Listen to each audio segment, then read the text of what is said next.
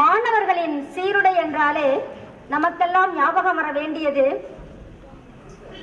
தனக்காக வாழாத மனிதர், பெருந்தலைவர், கருப்பு காந்தி, காலா காந்தி, தென்னாட்டு காந்தி, கிங் மேக்கர் மற்றும் கர்ம வீரர் என்றெல்லாம் அனைவராலும் பாராட்டப்பட்ட ஒரு மாபெரும் மனிதர் காமராஜர் அவர்களைத்தான் நாம் நினைவு கூற வேண்டியிருக்கிறது.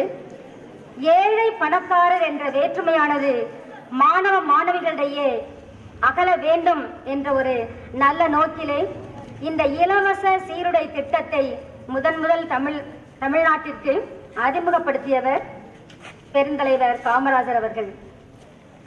தமிழக முதல்வராய் பொறுப்பினை ஏற்ற பெருந்தலைவராம், பல்வேறு துறைகளில் தமிழகம் வளர திட்டங்கள் வரைந்தவராம். இலவச கல்வி, கட்டாய கல்வி, சீருடையுடன் கல்வி தந்தவரை வாழ்த்து பாடடி பெண்ணே, நீயும் போற்றி பாடடி கண்ணே, வாழ்த்து பாடடி பெண்ணே, நீயும் போற்றி பாடடி கண்ணே என்ற ஒரு அழகான பாடல் கர்மவீரர் காமராஜருடைய வாழ்க்கை நிகழ்வுகள் அனைத்தையும் உள்ளடக்கிய ஒரு பாடல். இந்த பாடல் வரிகளில் நமக்கு உணர்த்துவது என்ன? இயன்றதை இல்லாதவர்களுக்கு தன்னால் இயன்றதை கொடுக்கக்கூடியதே தமிழரோட மரபு. அத்தகைய மரபிலே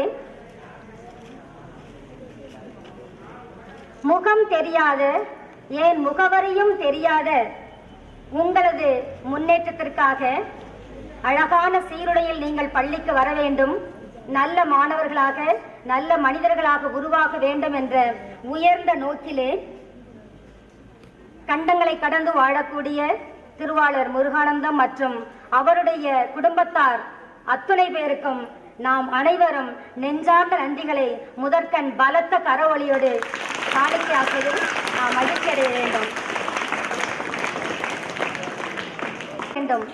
வாழ்வதற்கு அர்த்தம் வேண்டும், நாம் வாழ்வதிலும் அர்த்தம் வேண்டும். வாழ்வதற்கு பொருள் வேண்டும், நாம் வாழ்வதிலும் பொருள் வேண்டும் என்ற ஆன்றோர் கூறிய வாக்குகளை தன்னுடைய உள்ளத்தில் கொண்டு சீரிய நோக்குடன் உருவத்தை பார்த்து உதவி செய்பவன் மனிதன், உருவத்தை பார்த்து உதவி செய்பவன் மனிதன், உள்ளத்தை அறிந்து உதவி செய்பவன் இறைவன்.